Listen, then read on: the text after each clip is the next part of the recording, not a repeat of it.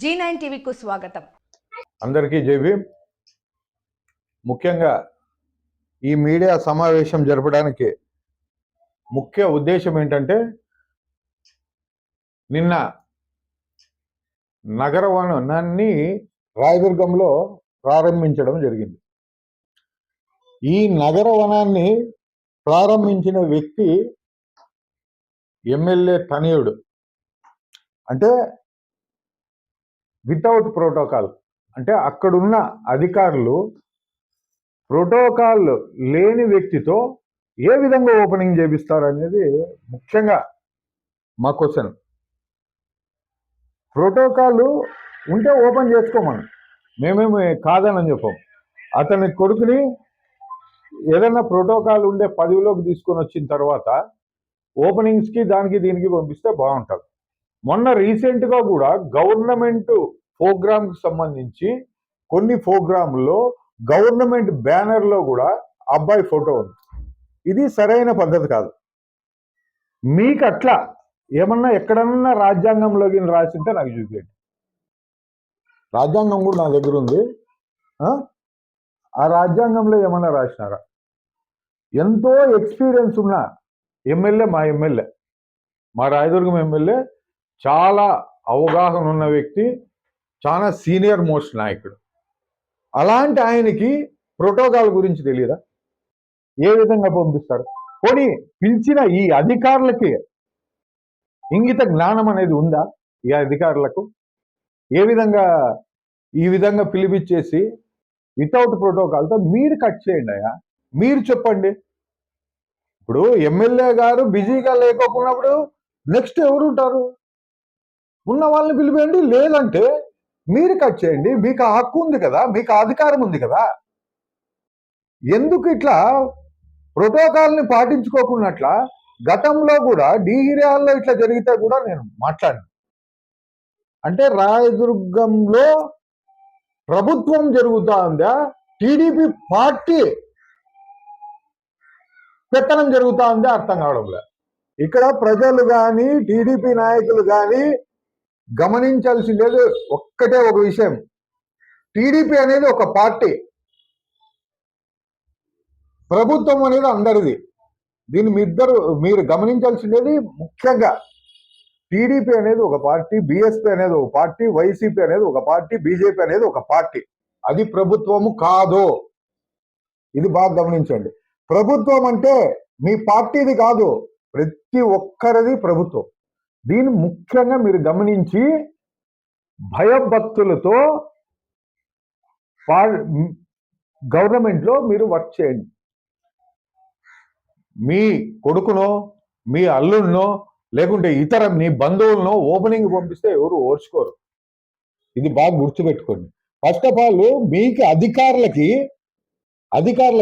కొంచెమన్నా అరే ఇట్లా పిలిస్తే ప్రజలు ఏమనుకుంటారు, ప్రతిపక్ష నాయకులు ఏమనుకుంటారు, మీ పైన ఉన్న అధికారులు ఏమనుకుంటారు అనే ఇంగిత జ్ఞానం కూడా లేదా మీకు? అంటే ఇంత విచ్చలవిడిగా రాయదుర్గంలో ఇంత విచ్చలవిడిగా ప్రభుత్వం కొనసాగుతా ఉందా అని చెప్పేసి మేము క్వశ్చన్ చేస్తున్నాం. ఇంకొక విషయం ఏమంటే, ఇక్కడ దామోదర్ రెడ్డి అని చెప్పేసి డిప్యూటీ రేంజర్ రామాంజనేయులు, వీళ్ళిద్దరు అన్యాయాలు అక్రమాలు అనేది అన్నీ ఇన్ని లేవాడ. వీళ్ళపైన ఎన్నో కంప్లైంట్లు పోయినాయి. ఇంతవరకు ఎటువంటి చర్యలు లేవు. 2 కోట్లకు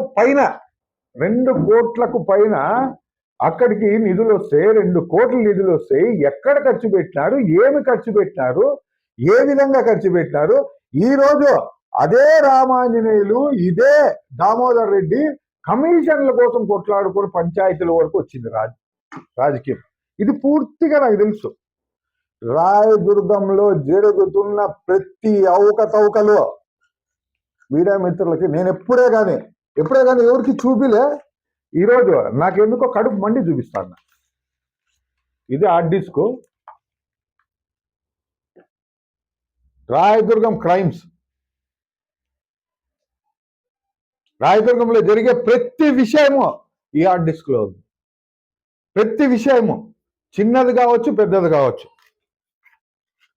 ఆషామాషిగా అయితే బహుజన్ సమాజ్ పార్టీ ఉండదు. ప్రతి పూర్తి ఆధారాలతో, మాకున్న ఆధారాలు, మేకున్న ప్రతి ఒక్కటి సేకరించి ఈ బుక్లెట్ అంతా దీనికి ఇక్కడ ఈ ఇయర్ వీళ్ళు ప్రభుత్వం వచ్చినప్పటి నుంచి జరుగుతున్న అవకతవకలే ఇవన్నీ.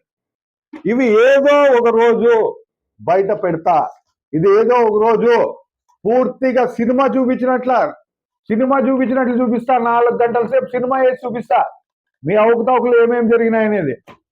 ఎందుకంటే నేను నోరు తెలియకూడదు, కొన్ని అట్లా ఇట్లా జరుగుతుంటాయి రాజకీయాల్లో, సహజం అని నేను ఎంతో ఓపికగా ఉన్నా. నా ఓపికని పరిశీలిస్తా ఉన్నారు. ఇది సరైన పద్ధతి కాదు.